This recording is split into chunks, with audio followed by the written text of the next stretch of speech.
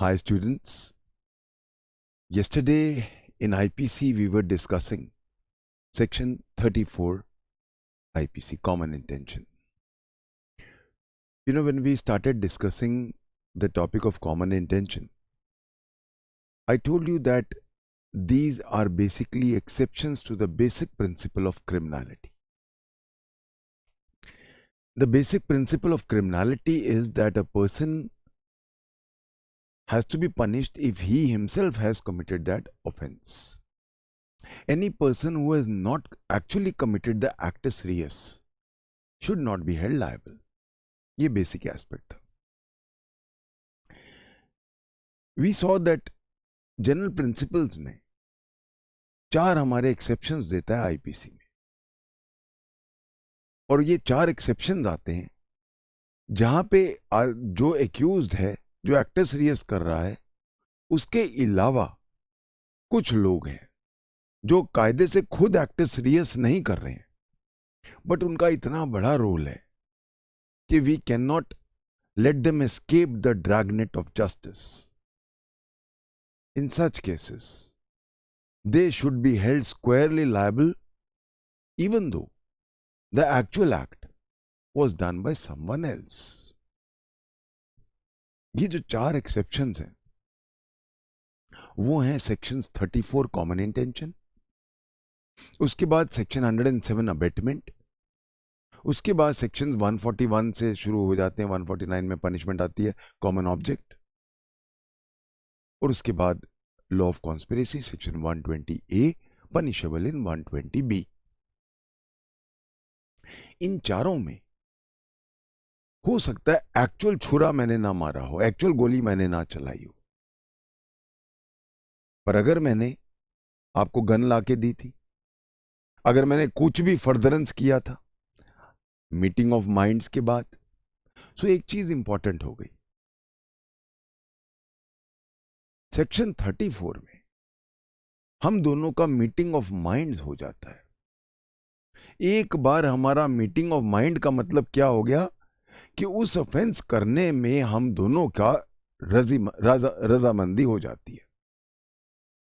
तो जहां हम दोनों का एग्रीमेंट हो गया, जहां हमारा मीटिंग ऑफ माइंड्स हो गया कि हम ये ऑफेंस करना है, और उस ऑफेंस को आगे बढ़ाने के लिए, उस ऑफेंस को करने के लिए अगर मैंने कोई भी कदम आगे बढ़ाया है, तो फिर चाहे एक्चुअल ऑफेंस मैं नहीं कर रहा, या मेरा एक्ट हो सकता है एक इनॉक्युअस एक्ट है, जो हमने कल डिस्कस किया था. वीरेंद्र कुमार घोष क्या कर रहा था? बाहर ही तो खड़ा था.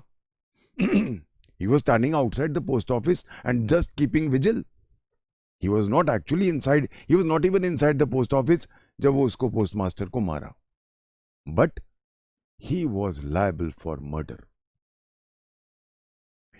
इसीलिए अगर हम देखें तो जो हमारे पास 4 हैं, मैंने बोला एक्सेप्शंस, 4 एक्सेप्शंस कौन से हमारे पास? Common intention, conspiracy, abetment and हमारा कॉमन ऑब्जेक्ट. कॉमन इंटेंशन और कॉन्स्पिरेसी में हमारा माइंड मिलना जरूरी है. If there is no meeting of minds in common intention and conspiracy, तो फिर I cannot be held liable in 34 and 120B. Abetment में जरूरी नहीं है कि हमारा माइंड मिले. हो सकता है जो आपको अबेट कर रहा है उसके तो माइंड में है ही बदमाशी, पर जो अबेटेड है वो इनोसेंट है. ये भी हो सकता है. तो मीटिंग ऑफ माइंड्स अबेटमेंट में जरूरी नहीं है. सिमिलरली कॉमन ऑब्जेक्ट में we may have a common object but we may not have a common intention. वो जब वहां आएंगे तो देखेंगे. तो इसका मतलब हो गया जो 4 मैंने आपको एक्सेप्शंस बताए, इसके अंदर 2 जगह, कौन सी 2 जगह? कॉमन इंटेंशन और conspiracy. Meeting of minds. Meeting of minds का मतलब क्या है अभी हम देखेंगे. कॉमन इंटेंशन में जब हम आएंगे तो डिटेल पढ़ेंगे उसके बारे में. कल मैंने आपको थोड़ी सी हिस्ट्री बताई कि जब आईपीसी बनी थी तो फर्दरेंस ऑफ कॉमन इंटेंशन नहीं था। ये तो एक केस आया था गोराचंद गोपा का, जिसमें जज पीकॉक ने, बार्न्स ने ये चीज बताई थी कि ये क्लियर नहीं हो रहा है, जब तक ये हम फ्रेज ऐड नहीं करते हैं तब तक बहुत अनक्लियर सा ये टर्म है।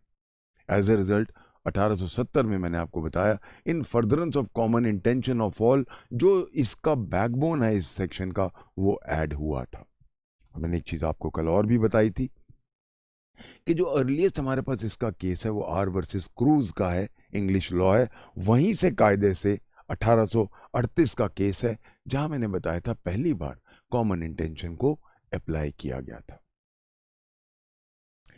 हमने स्टार्ट किया था कल इस सेक्शन को पढ़ना। Let us go back to our section.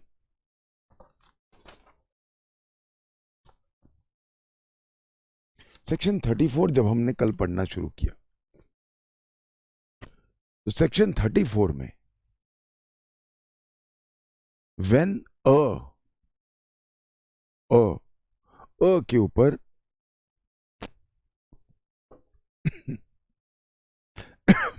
हमने पूरा टाइम बिताया कल। A means not a single. A के बहुत सारे कॉनोटेशंस हैं। A can also means a series of acts. We read it in context of section 33. कल हमने पढ़ा। A criminal act includes sorry, act includes an illegal omission by virtue of section 32 or a series of illegal omissions by virtue of section 33. हमने यहां तक कल पढ़ा था। When a criminal act, अब आगे पढ़ते हैं, is done, is done, act का होना जरूरी है। ये is done, ये दो वर्ड्स सेक्शन 34 को लॉ ऑफ कॉन्स्पिरेसी से अलग कर देते हैं। अगर मुझे आप पूछो कि सर एक बात बताओ, 34 और 120A में फर्क क्या है, छोटे से दो वर्ड्स में बताओ, तो मैं एक ही वर्ड बोलूंगा कि कॉन्स्पिरेसी में इज डन नहीं है, जरूरी नहीं है। तो यहां पे इज डन का क्या कॉनोटेशन हो गया?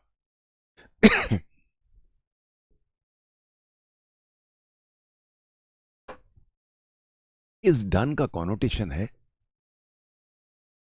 दैट द एक्ट जिसके बारे में हमने कॉमन इंटेंशन बनाई है वो हुआ, that act was done. So is done से फर्क आ जाता है हमारा लॉ ऑफ कॉन्स्पिरेसी का। ये दो शब्दों का फर्क है बस, क्योंकि कॉन्स्पिरेसी में इज डन की जरूरत नहीं है, एक मियर एग्रीमेंट काफी होता है। वो हम जब लॉ ऑफ कॉन्स्पिरेसी में आएंगे अब इसके बाद तो हम देखेंगे। तो when a criminal act is done by several persons,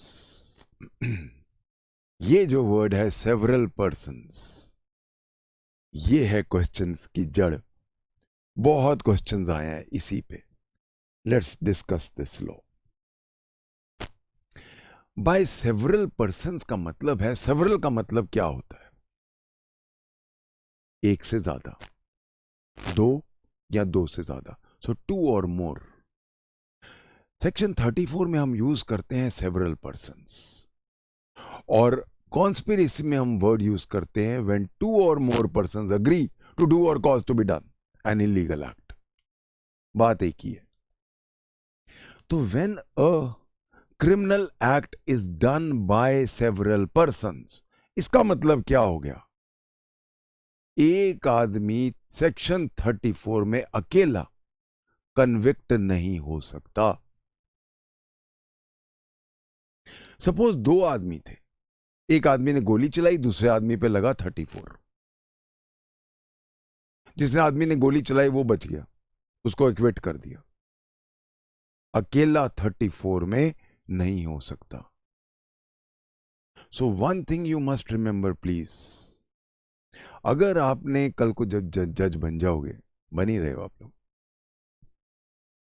अगर आपने किसी को कन्विक्ट करना है तो 34 में, तो कम से कम 2 लोग होने चाहिए कन्विक्शन में।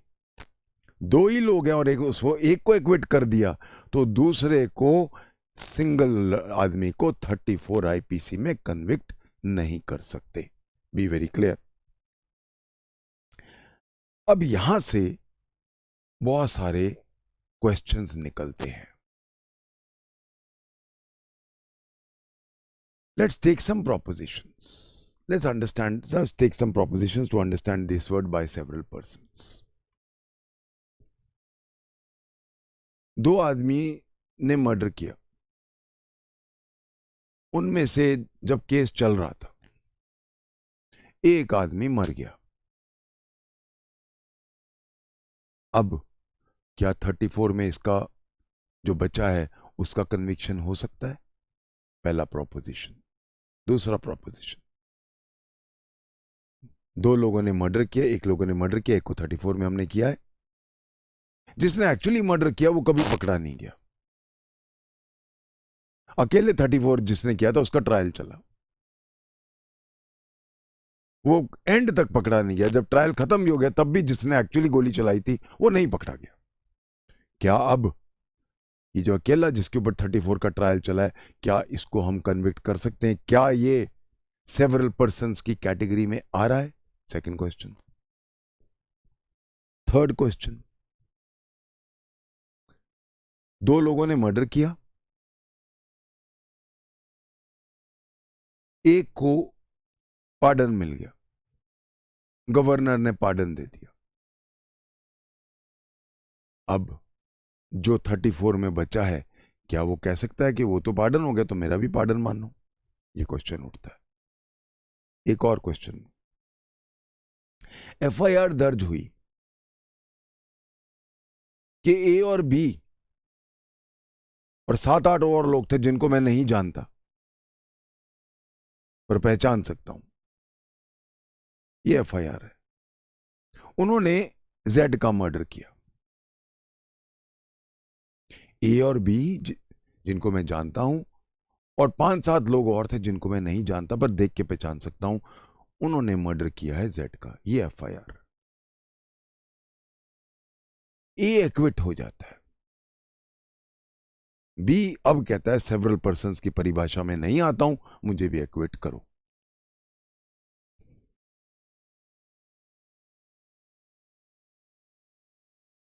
अब ये सारे प्रोपोजिशंस को हम लेते हैं। क्या अगर 2 लोग नामजद थे एफआईआर में, ट्रायल 2 लोगों पे चला, एक ट्रायल के दौरान मर गया, तो क्या दूसरे का 34 में कन्विक्शन हो सकता है? पहला पॉइंट। दूसरा, अगर 2 लोगों ने मर्डर किया, एक भाग गया, कभी पकड़ा नहीं गया, बी कब्जे में आ गया, क्या बी का अकेले का कन्विक्शन हो सकता है? तीसरी बात, ए और बी ने मर्डर किया, ए को पार्डन मिल गया, क्या बी अब कह सकता है कि मेरे को भी बेनिफिट मिले? सी। और चौथा, जहां ए और बी नामजद थे और बाकी और 5-7 थे जिनका हमें पता नहीं है, इन्होंने मर्डर किया, ए एक्विट हो गया, क्या बी अब कह सकता है कि सर मैं सेवरल पर्संस की परिभाषा में की डेफिनेशन में नहीं आता हूं? ये क्वेश्चंस, यही क्वेश्चंस आपके एग्जाम में आए हुए हैं 10 नंबर के, same question. So please remember, ये लॉ कॉमन है 34 में भी और कॉन्स्पिरेसी में भी।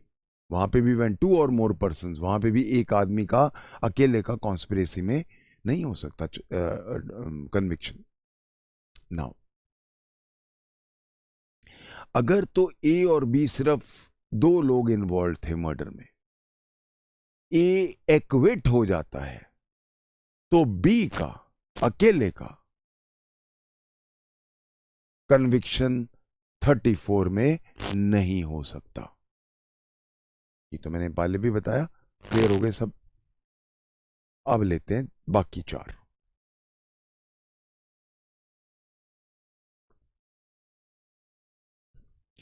जहां मेरे साथ वाला जो मुलजिम था वो मर गया, मरने से पाप थोड़ा ना धुल जाते हैं, तो वो notwithstanding the fact that the other accused died during the course of the trial, I will still be covered by the definition several persons. I can be convicted of 34 IPC even though the other accused is dead. A. B.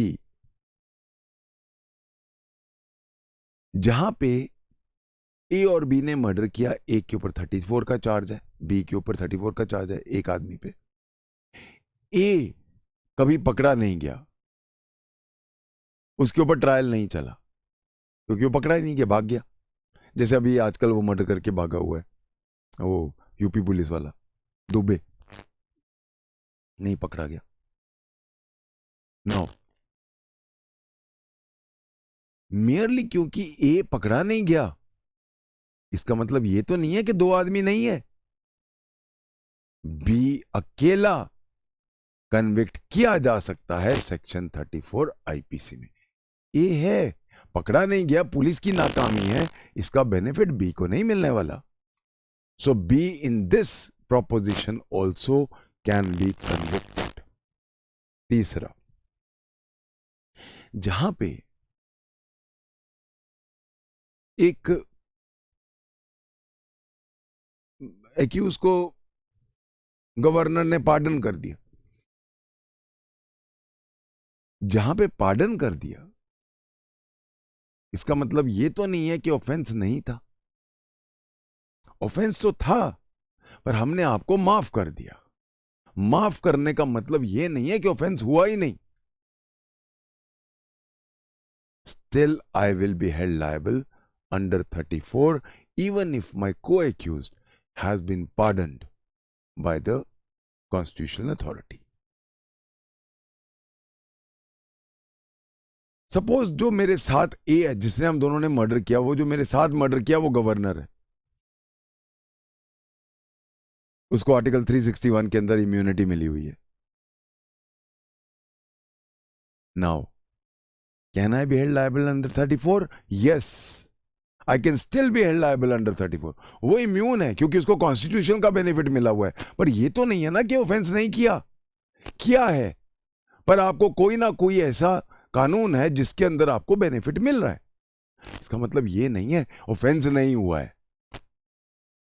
ये सारे all these जो मैंने अभी 4-5 बातें की हैं, ये सारे सेवरल पर्संस की डेफिनेशन में आ रहे हैं।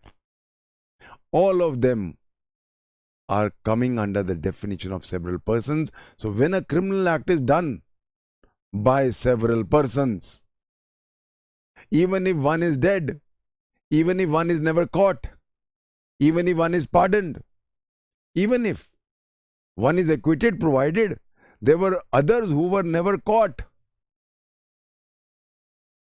I would be still liable under section 34. इसके ऊपर एक फेमस लैंडमार्क केस है, वो लिख लीजिए। ये क्वेश्चन आएगा आपके मेंस में, 10 नंबर का आएगा। तो इसी तरह डिस्कस करना है जैसे मैंने अभी आपको किया। आज ही इस चीज के नोट्स बना लेना, अलग अलग प्रोपोजिशंस बना के उनका एक कॉमन आंसर आ जाएगा जो मैंने बताया। उसमें जो आपका लैंडमार्क सुप्रीम कोर्ट जजमेंट है वो लिख लीजिए। Bimbadhar Pradhan, BIMBADHAR, Bimbadhar Pradhan versus state of Orissa, 1956 Supreme Court. It was held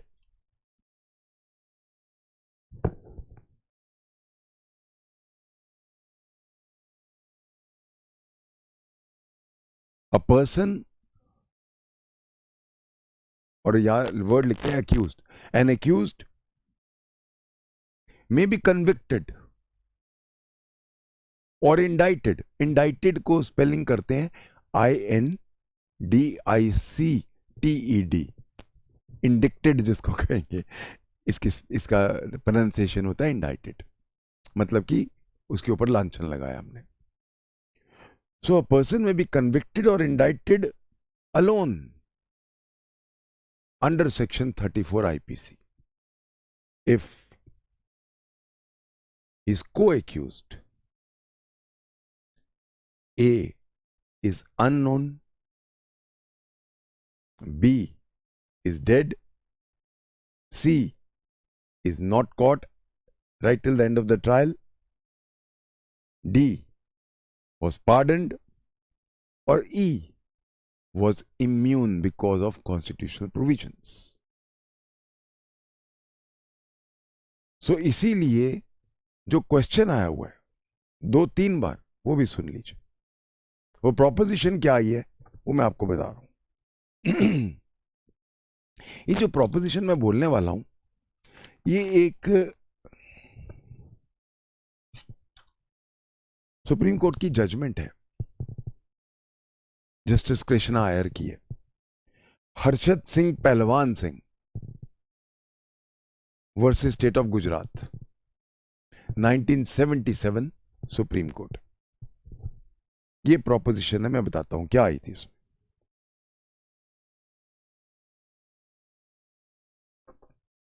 FIR दर्ज हुई कि ABC ने और उनके साथ कुछ और लोग थे जिनको मैं जानता नहीं हूं. ABC को तो जानता हूं पर मैं बाकियों को नहीं जानता हूं. इन सब ने मिलके Z का मर्डर किया. FIR दर्ज हो गई. C was now arraigned as an accused under 34 IPC. A was acquitted by the trial court. B was acquitted by the appellate court. C was convicted. C ने कहा A भी equity हो गया, B भी equity हो गया, अकेला तो मुझे आप 34 में नहीं कर सकते. सेवरल पर्सन्स नहीं है अब, तो मेरा छुटकारा हो गया.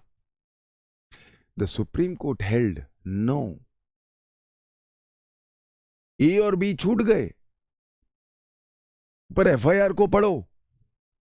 FIR में क्या लिखा है? ABC एंड अदर अक्यूज जिनको मैं जानता नहीं हूं, पहचान सकता हूं. अब ये तो पुलिस की नाकामी है. It is the failure of the police that they were not able to catch these persons. The failure of the police to name these people or catch these people and bring them for the trial. This advantage cannot go to C. थे.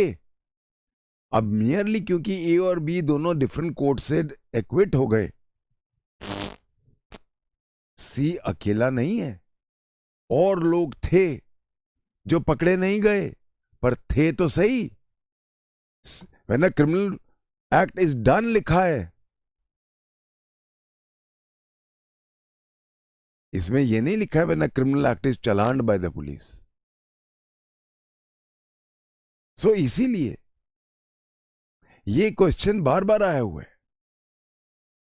अभी क्योंकि हमने CRPC नहीं पढ़ी है, जब हम CRPC पढ़ेंगे तो उसको हमें CRPC के साथ इंटरलिंक करके बताना है. फ्रेमिंग ऑफ चार्ज, उसमें जैसे हम फॉर एग्जांपल 223 में जाते हैं तो डिफरेंट अलग अलग लोग होते हैं, उनके खिलाफ चार्जेस, वो सारा वो आएगा. तो सेवरल पर्सन्स में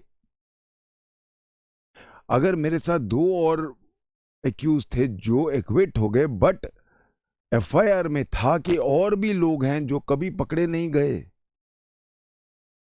उसका बेनिफिट मुझे नहीं मिल सकता. इसीलिए ये जो एक्ट, ये जो सुप्रीम कोर्ट का जजमेंट है, ये एक लैंडमार्क जजमेंट बन गया सेवरल पर्सन्स पे. तो I hope I am clear on this. Question आएगा इस पे, अलग बना लो, ये प्रोपोजिशंस आएंगे. बिंबाधर प्रधान कभी नहीं भूलना है इस मामले में। Let's go ahead. When a criminal act is done by several persons, अब जो वर्ड्स आ रहे हैं वो तो इसका क्रक्स है, वो तो इसकी बैकबोन है। जैसे कि मैंने बोला, ये जो वर्ड्स आ रहे हैं ये गोपाचंद जो केस था हमारा, गोराचंद गोपा 1866, वहां से लिया गया। उसकी वजह से ये बाद में ऐड हुआ सेक्शन 34 में। ये 1870 के अमेंडमेंट एक्ट से आया। In furtherance of the common intention of all, इन्हीं वर्ड्स को डिस्कस करते हैं। फर्दरेंस का मतलब क्या होता है? What is the meaning of furtherance? I would like to go to supreme court.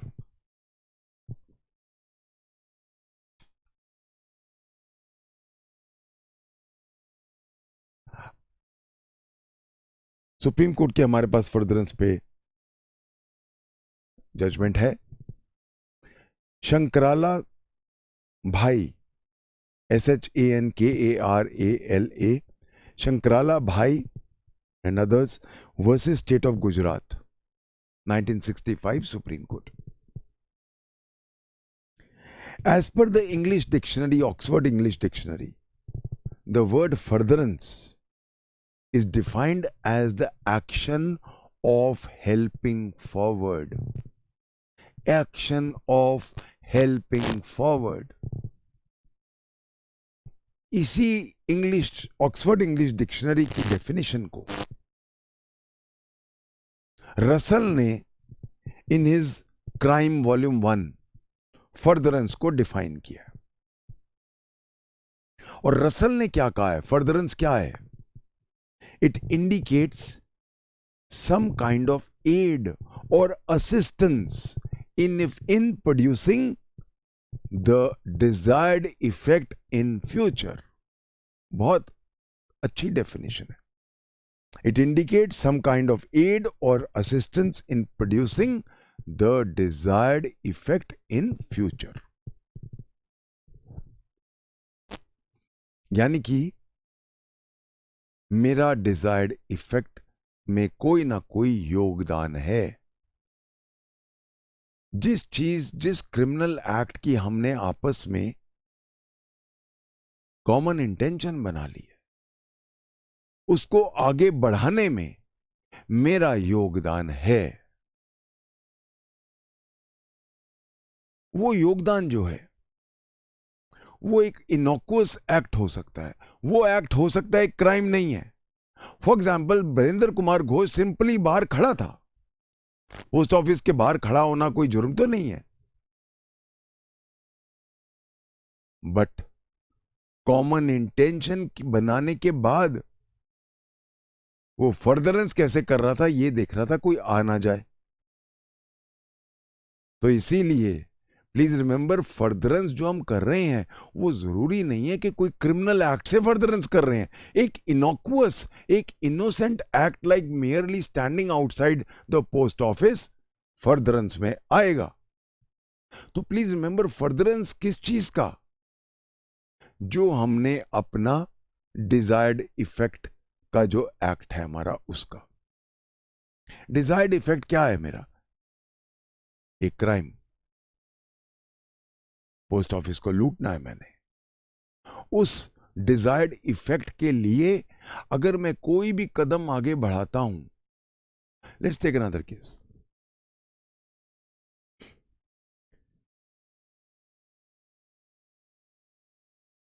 तीन भाई हैं या तीन दोस्त हैं। तीन दोस्त कहते हैं हमने एक बैंक लूटना है। वो कहते हैं बैंक तो लूट ले, पर हम सभी अंगूठा छाप हैं, बंदूक चला सकते हैं, लूटना आता है हमें, पर कंप्यूटर से वो कौन निकालेगा उसका जो जो उसका पासवर्ड है वॉल्ट का? उसके लिए तो कोई पढ़ा लिखा आदमी चाहिए। तो अपने भाई को बुलाते हैं, वो पढ़ा लिखा है, कंप्यूटर एक्सपर्ट है। उसको कहते हैं भाई तू एक काम कर, हमने बैंक लूटना है, तेरे को भी एक बहुत बड़ा पैसा दे देंगे, तू वहां जाके किसी तरह से कंप्यूटर का जो है वो पासवर्ड है वो हैक कर ले। भाई ये कंप्यूटर का 5-4 घंटे में सारा वो कंप्यूटर हैक करके उसका पासवर्ड ले आता है, उसके बाद वो अपना चला जाता है।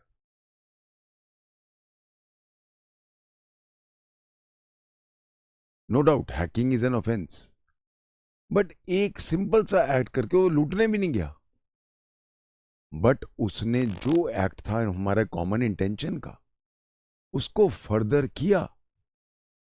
तो फर्दरेंस से एक वर्ड निकलता है पार्टिसिपेशन। तो फर्दरेंस से जो अगला वर्ड आता है मेरा पार्टिसिपेशन।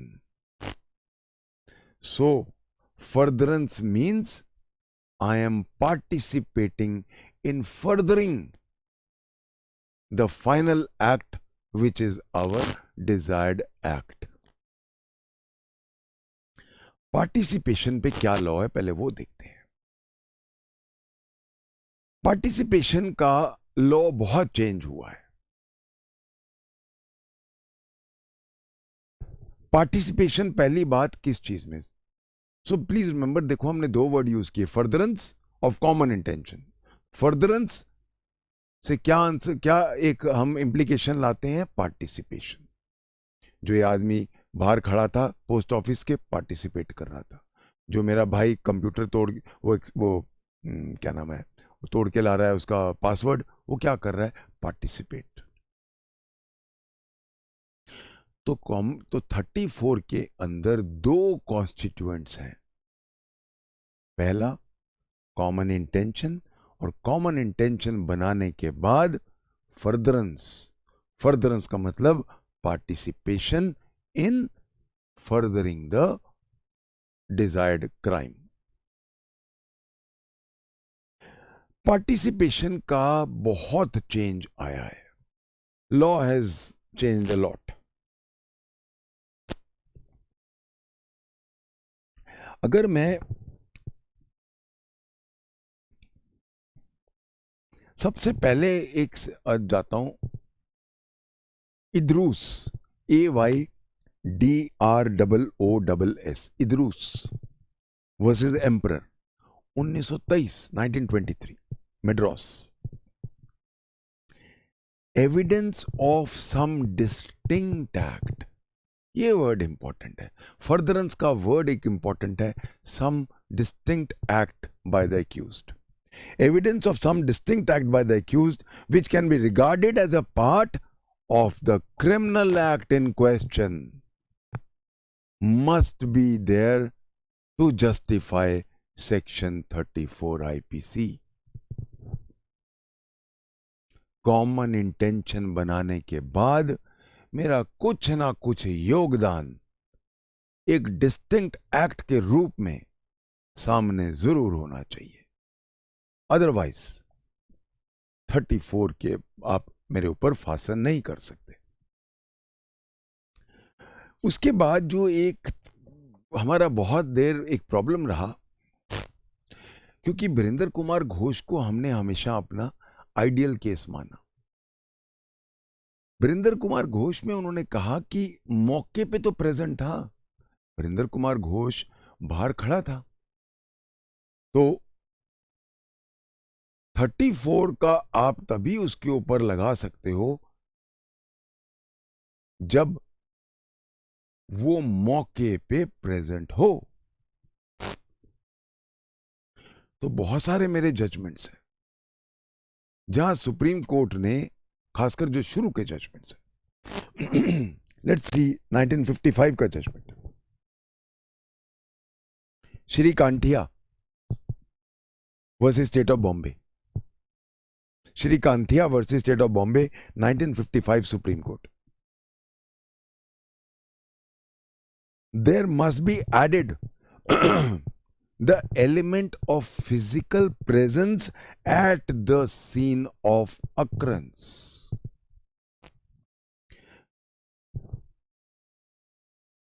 मौके पे होना जरूरी है। मौके पे चाहे वो पैसिवली खड़ा है, वीरेंद्र कुमार घोष पैसिवली खड़ा था बस, नो प्रॉब्लम्स। तो इवन अगर वो मौके पे पैसिवली खड़ा है, बट मौके पे है और पैसिवली फर्दर कर रहे, जैसे वो सिर्फ नजर रख रहा था, कोई आ तो नहीं रहा, तो 34 में आएगा। यानी कि जो हमारे पास पुराने लॉज है वो कहते हैं फर्दरेंस का मतलब है ए, कुछ ना कुछ आगे बढ़ाया हमने, और बी, मैं मौके पे प्रेजेंट था। जैसे जैसे वक्त गुजरता गया तो रियलाइज हुआ कि जरूरी नहीं है कि मौके पे होना जरूरी है। ये कहां लिखा है? फर्दरेंस लिखा है बस। अब फर्दरेंस तो जो जिस लड़के ने, जिस भाई ने वो मेरे को जो हमारे बैंक से लेके आया, कोड तोड़ के लाया, हैक करके लाया, वो तो बस आपको कोड देके वो तो चला गया, फर्दरेंस तो हो गया था। इसीलिए जो बाद के हमारे जो जजमेंट्स आए, उन्होंने कहा कि फर्दरेंस के अंदर मौके पे होना जरूरी नहीं है। इसके ऊपर पढ़ते हैं judgment. Lallan Rai versus state of Bihar 2003 supreme court. Merely distancing himself from the scene of crime cannot absolve him from criminal liability. Merely क्योंकि वो मौके से दूर था, मतलब ये नहीं है कि उस पर 34 नहीं लग सकता। Gopinath versus state of Uttar Pradesh 2001 supreme court. Even a deliberate covert act is enough to bring a person with common intention within the ambit of section 34. तो एक आदमी जो सिर्फ एक कोवर्ट, दो तरह के एक्ट होते हैं, ओवर्ट एंड कोवर्ट। ओवर्ट जो सामने दिखते हैं, कोवर्ट जो चोरी छुपे होते हैं। तो यहां तक कहा है सुप्रीम कोर्ट ने कि आप तो ओपन एक्ट्स की बात छोड़ दो, अगर एक पीठ पीछे कोई एक्ट कर रहा है फर्दरेंस में कॉमन इंटेंशन बनाने के बाद, वो भी लायबल है 34 में। सो what is the modern law? एक लाइन में हम इसको let us sum up. Prakash versus state of Madhya Pradesh 2007 supreme court. The accused must participate in the commission of crime. But that does not mean that some overt act must be attributed to his part. Even a covert participation is enough. तो जहां वो चोरी छुपे कर रहा है, वो भी फर्दरेंस का मतलब क्या है? आगे बढ़ाना। चाहे चोरी छिपे आप आगे बढ़ा रहे हो, चाहे ओपनली आगे बढ़ा रहे हो, 34 में फर्दरेंस काफी है। बट अगर आपने सिर्फ कॉमन इंटेंशन बना लिया और आगे नहीं बढ़ाया, तो 34 नहीं लग सकता। आपने एग्री कर लिया ये ऑफेंस करें, चलो जाके बैंक लूटते हैं, पर आपने, और बैंक लूट लिया उन्होंने, पर आपने कॉमन इंटेंशन बनाने के बाद आपको एकदम रात को रियलाइज हुआ, पुलिस पकड़ लेती है, बहुत पीटती है, जेल जाना पड़ेगा, रहने दो यार, हम नहीं जाते। फर्दरेंस नहीं किया आपने, not liable under 34, but now you will be liable under 120B conspiracy. वो आएंगे तो देखेंगे। इसके ऊपर हमारे पास एक और सुप्रीम कोर्ट का जजमेंट है। ये है Satpal versus state of Punjab. ये I am sorry, supreme court का नहीं, पंजाब हरियाणा हाई कोर्ट का जजमेंट है। इट्स अ DB डिसीजन 2007 का है। Accused who only shares common intention in his mind but does not do any act, overt or covert, cannot be convicted under section 34. So Satpal versus state of Punjab, Punjab Haryana state high court का DB decision है ये. Accused who only shares a common intention in his mind but does not do any act overt or covert cannot be convicted under section 34 IPC. तो I hope सब समझ गए. Furtherance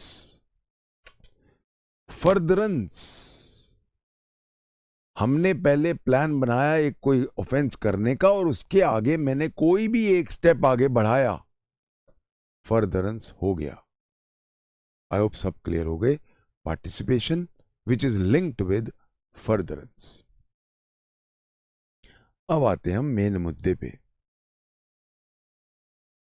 furtherance of the common intention of all. So common intention क्या है? Let's see that. अब चलते हैं हम कॉमन इंटेंशन पे. क्या है कॉमन इंटेंशन?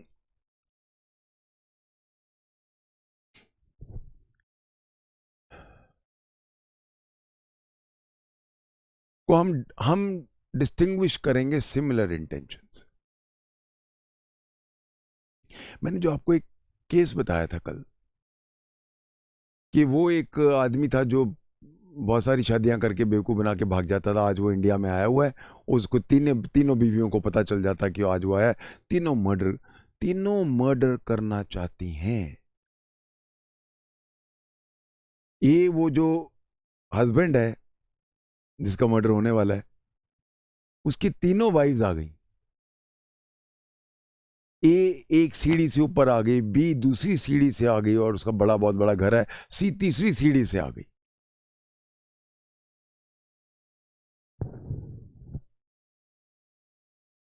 तीनों की सिमिलर इंटेंशन है.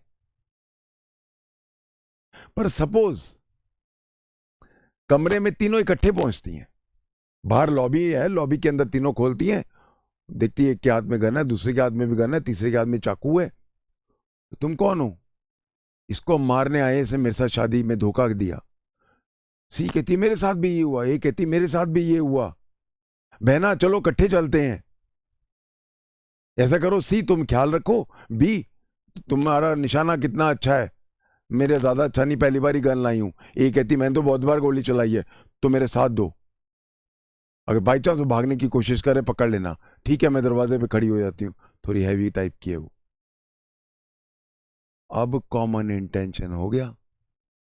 Meeting of minds. कॉमन. तो common is different from similar. Similar में हमारा मीटिंग ऑफ माइंड नहीं है, हमारे आपस में दिल नहीं मिले. सो इसीलिए similar intention is not covered by section 34. Similar intention का मतलब है मैं वैसी ही इंटेंशन रखता हूं अकेले, आपसे मेरा माइंड नहीं मिला है अभी. जब तक उन्होंने ये नहीं कहा कि बहने हो हम एक ही हैं, तब तक वो अकेली थी. अब सपोज कमरे में आ जाते, ए पहले गोली मार देती, बी बाद में मारती, और सी कहती तुम दोनों ने तो गोली मार दी, मैं तो चाकू मारना था, चलो तुम लोगों ने मेरा काम कर दिया. ए अपने एक्ट के लिए लायबल है, बी अपने एक्ट के लिए लायबल है, सी अपने एक्ट के लिए लायबल है. पर जैसे ही उन्होंने आपस में कॉमन इंटेंशन बना ली कि चलो बहनों उसको मार देते हैं, सी कहती है मैं नजर रखती हूं, बी कहती है कि मुझे गोली नहीं अच्छी चलानी आती, पर मैं दरवाजे पे खड़ी हो जाती हूं, अगर उसने भागने की कोशिश की तो मैं भागने नहीं दूंगी, और ए गोली मारती है. तीनों लायबल हो गए मर्डर के. This is common intention. So what is common intention? Let us go to the supreme court for a definition. Brijala Prasad Sinha, BRIJALA, Brijala Prasad Sinha versus state of Bihar, 1998 supreme court.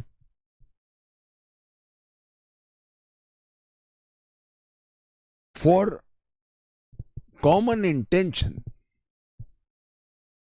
there has to be a meeting of minds. and a fusion of ideas among the different accused. And in prosecution of it, overt acts of the accused flow as if in obedience of the command of a single mind. सारों का mind एक mind बन जाता है.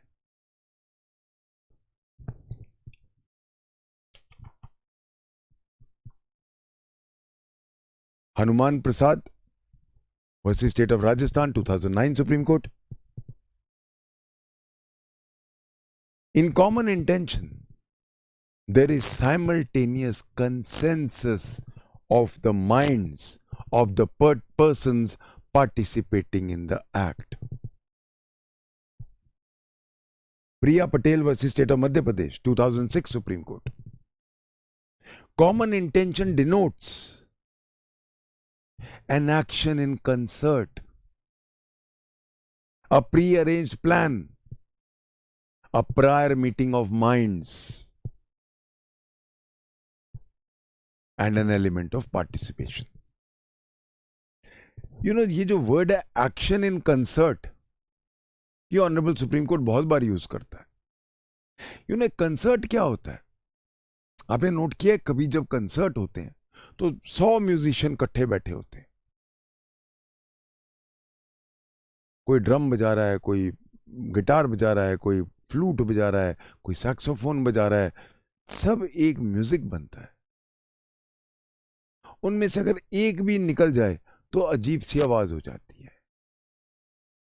तो common intention एक concert की तरह होता है जहां सारे अपना अपना इंस्ट्रूमेंट बजा रहे होते हैं और कॉमन जो म्यूजिक निकलता है वो कॉमन म्यूजिक हमारा ऑफेंस होता है.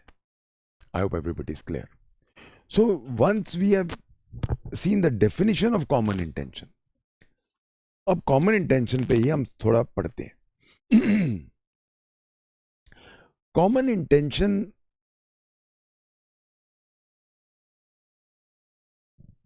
तीन टाइप पे हो सकती है. कॉमन इंटेंशन में बी वेल इन एडवांस. हमने 10 दिन पहले कॉमन इंटेंशन बना ली बैंक लूटने की. Well in advance, prior in time.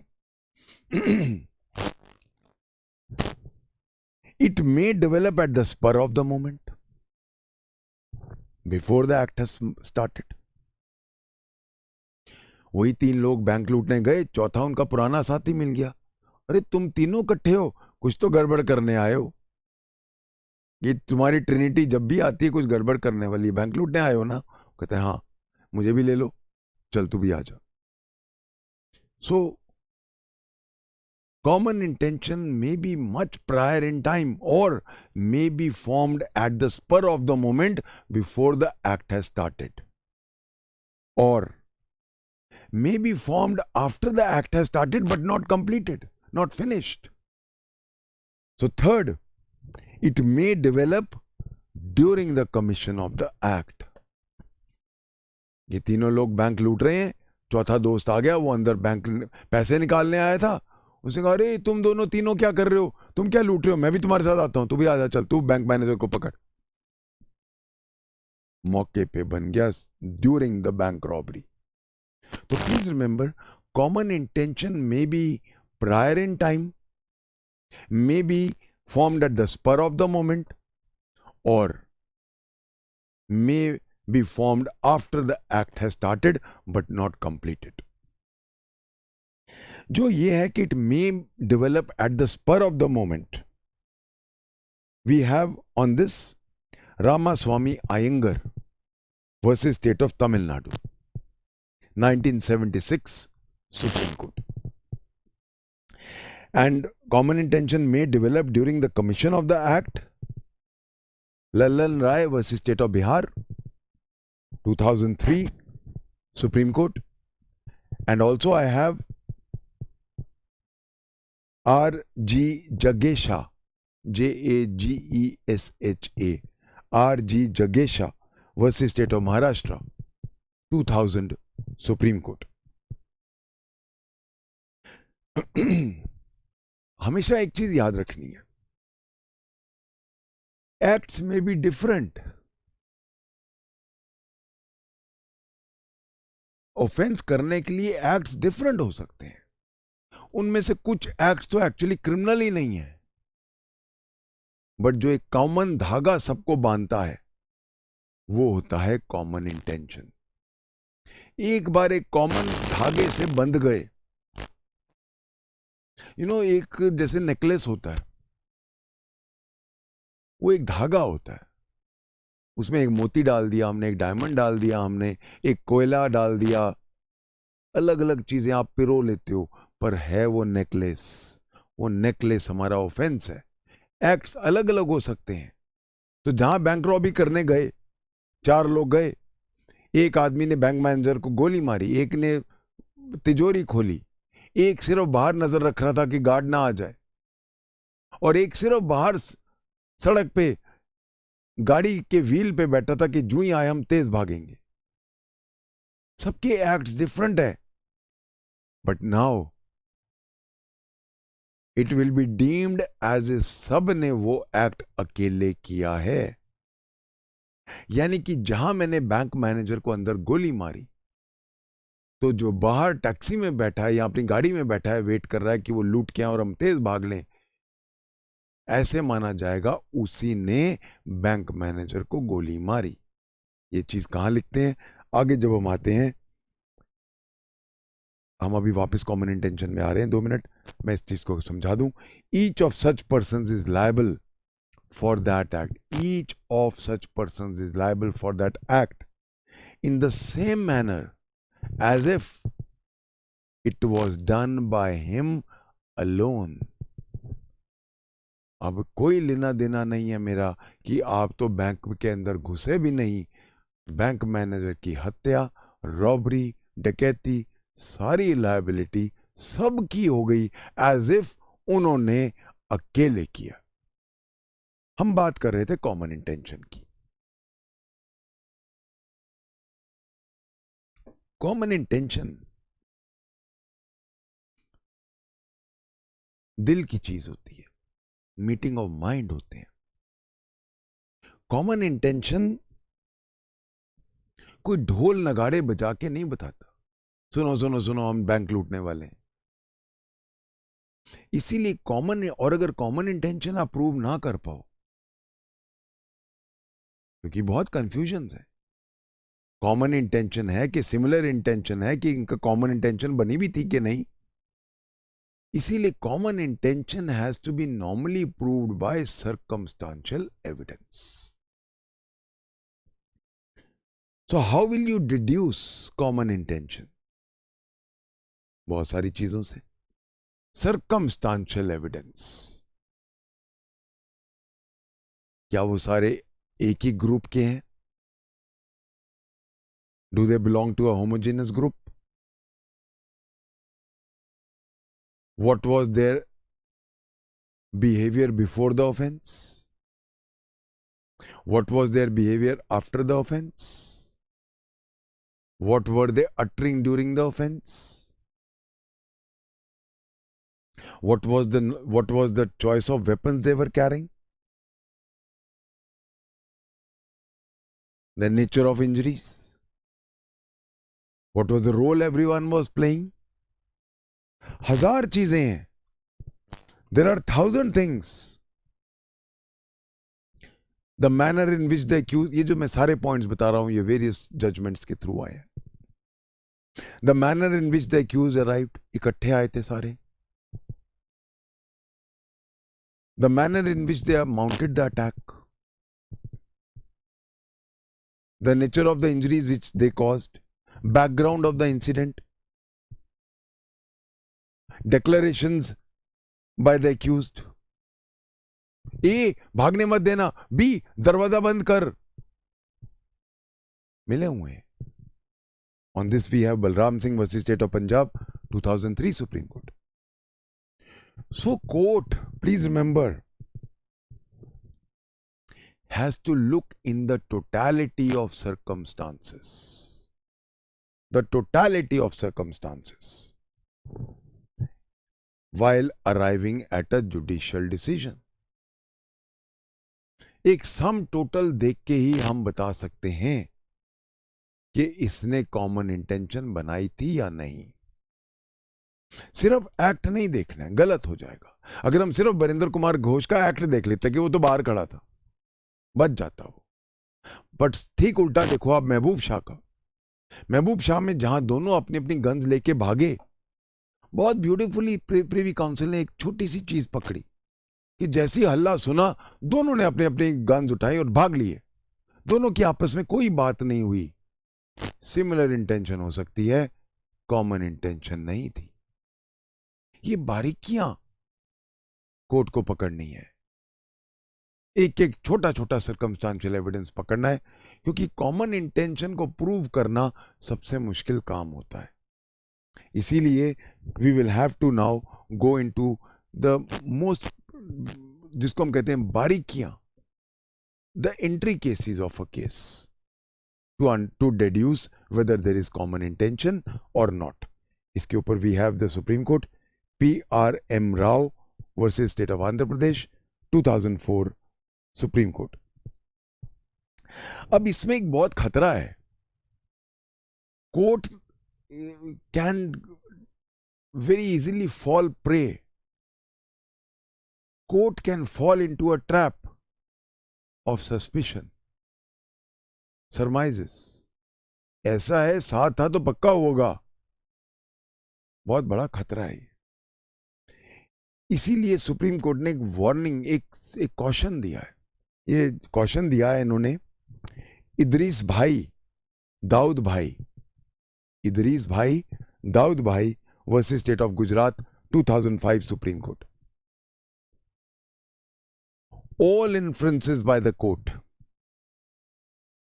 must be based on incriminating facts which are established by the prosecution beyond reasonable doubt, and not on the basis of bare suspicions, conjectures or surmises. सो एक चीज जो सबको clear है वो ये कि circumstantial evidence is the base of determining common intention. और circumstantial मैं आपको एविडेंस में पढ़ा चुका हूं। सर्कमस्टांशियल एविडेंस का जो लॉ है वो बिल्कुल क्लियर है, that the chain of circumstances must be so complete as to leave no doubt, no room for any doubt except for the hypothesis of the guilt of the accused. Now, once we are clear with all the aspects of section 34,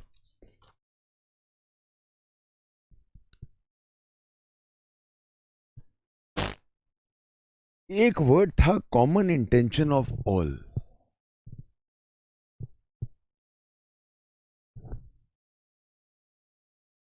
A, B और C common intention बनाते हैं, लड़के हैं तीनों। ए, B और सी एक common intention बनाते हैं कि हम जाके डी की पिटाई करेंगे। आपस में खार खाते हैं, स्टूडेंट्स आपस में होता है। सी को एक पर्सनल ग्राउज है, वो नहीं बताता। पर्सनल ग्राउज है कि डी ने उसकी गर्लफ्रेंड जो थी उससे शादी कर ली थी और सी उसको हेट करता है। ए, बी और सी ने कॉमन इंटेंशन बनाई डी की पिटाई करने की। डी उनको मिल गया रास्ते में, तीनों ने पीटना शुरू किया। सी ने चुपके से एक चाकू निकाल लिया और डी के हार्ट में मार दिया। डी मर गया। कॉमन इंटेंशन ऑफ ऑल नहीं है। ये क्वेश्चन आते हैं आपके एग्जाम में। इसीलिए कॉमन इंटेंशन ऑफ ऑल, दो छोटे से वर्ड हैं पर बहुत कुछ कह गए। So furtherance of common intention of all, common intention of all थी सिर्फ उसकी पिटाई करना। तो A and B can be held liable for 323 IPC, read with 341, रोक के उसको मारा, सिंपल हर्ट किया। But C alone will be liable for 302। Of course ये तो है ही, जो इन्होंने मारा पीटा है उसका कॉमन इंटेंशन तो है, बट सिंगली ही will also be liable for 302। I hope आप क्लियर है। मैं कुछ एग्जाम्पल्स डिस्कस करते हैं before we end today's lecture. Kripal Singh versus state of Uttar Pradesh, 1954 supreme court. यहां पे क्या हुआ था, एक खेतों में एक ये लेबर काम कर रही थी, सीरी जो होते हैं लेबर काम कर रही थी। तो जो खेत के साथ ए का खेत था, ए के साथ वाला खेत था बी का। बी की और ए की बहुत दुश्मनी थी। बी ने उसकी लेबर को खरीद लिया कि तुम्हें ये 10 रुपए देता है, मैं तुम्हें 12 रुपए दूंगा, मेरी तरफ आ जाओ। लेबर मान गई। लेबर इसको छोड़ के वहां चलेगी। ए तो आग बबूला हो गया, उसका काम रुक गया। फसलें बो रहे थे। इतने में कोई कहा सुनी होगी, बी इसके खेत में आ गया और ए और बी की आपस में लड़ाई हुई, वर्बल ड्यूल। ए एक तलवार लेके उसके पीछे भागा, गंडासा लेके, तलवार नहीं गंडासा, शार्प एज वेपन। बी अपने भागने लग पड़ा अपने खेत की तरफ। ए के दो भाई थे, सी और डी, जो खेत के बिल्कुल एंड में काम कर रहे थे। जो भी, ए ने चिल्लाया सी और डी को, बी को रोको। तो उन्होंने एक डंडा फेंका जो बी के पैरों में लगा और बी गिर गया। इतने में ए पहुंच गया और गंडासे से बी को मार दिया। मामला सुप्रीम कोर्ट में गया। उन्होंने कहा सी और डी की कहीं मारने की कॉमन इंटेंशन नहीं थी। ए ने इतना ही कहा था डंडा मारो, रोको, बी को रोको। उन्होंने डंडा पैरों में मारा, बी रुक गया। ये कहीं नहीं उनकी कॉमन इंटेंशन बनी थी कि बी का मर्डर करो। So A is liable for murder but B, C and D are not liable for murder. क्यों? कॉमन इंटेंशन फॉर मर्डर नहीं बना था। हाँ, जो डंडा मार के रोका, वो जो भी ऑफेंसेस बनते हैं वो अलग चीज है, वो कॉमन इंटेंशन में है, बट इसके अलावा नहीं। एक और केस है Rishidev Pandey versus state of Uttar Pradesh, 1955 supreme court. X को मारने के लिए ए और बी आए। ए ने गंडासे से एक्स को मार दिया, पब्लिक आ गई। ए का भाई बी, छोटा भाई था, साथ खड़ा था। अब यहां सुप्रीम कोर्ट ने कहा द फैक्ट कि बी हैड कम विद ए, घर के अंदर घुसे थे और जब ए मारा था उसके साथ खड़ा था, वी कैन डिड्यूस कि कॉमन इंटेंशन थी। Now it was there. एक और केस लेते हैं, Kacheru Singh versus state of Uttar Pradesh, 1956 supreme court. इस केस में क्या हुआ ए एक कोई कास्ट का आदमी था जिससे बाकी कास्ट खार खाती थी। वो विलेज वेल पे पानी ले रहा था। बी सी डी ई ने उसको कहा कि खबरदार यहां से पानी पिया। आपस में कहा सुनी होगी।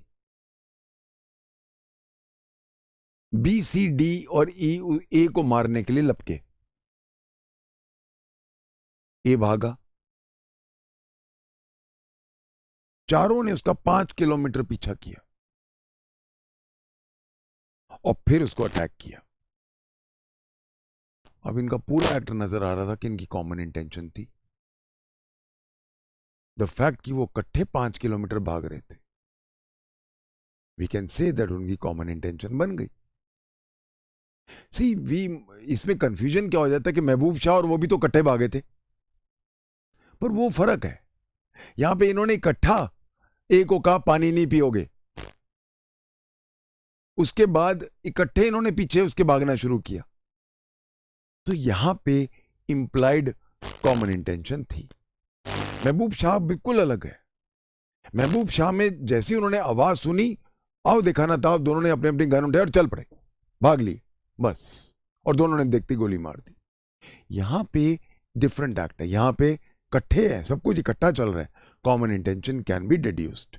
सो आई होप सबको क्लियर हो गया होगा the entire law of common intention section 34। हमने बहुत बारीकियों में पढ़ा है, ये बहुत डिटेल में है, ये बारीकियां भी खत्म नहीं हुई। सेक्शन 35, 36, 37, 38, 39 में आने वाले हैं, 37 ये और बारीकियां लाएंगे। कायदे से सेक्शन 34 अकेले नहीं पढ़ा जाता, सेक्शन 35, 36, 37, 38 ये बहुत इंपॉर्टेंट सेक्शंस हैं, और यहीं से बहुत सारे क्वेश्चंस भी आते हैं। Unfortunately I don't know why, ये हम लोगों को एलएलबी में बहुत कम जगह पढ़ाया जाता है। We will discuss it, will take it up in my next lecture. Thank you, God bless you.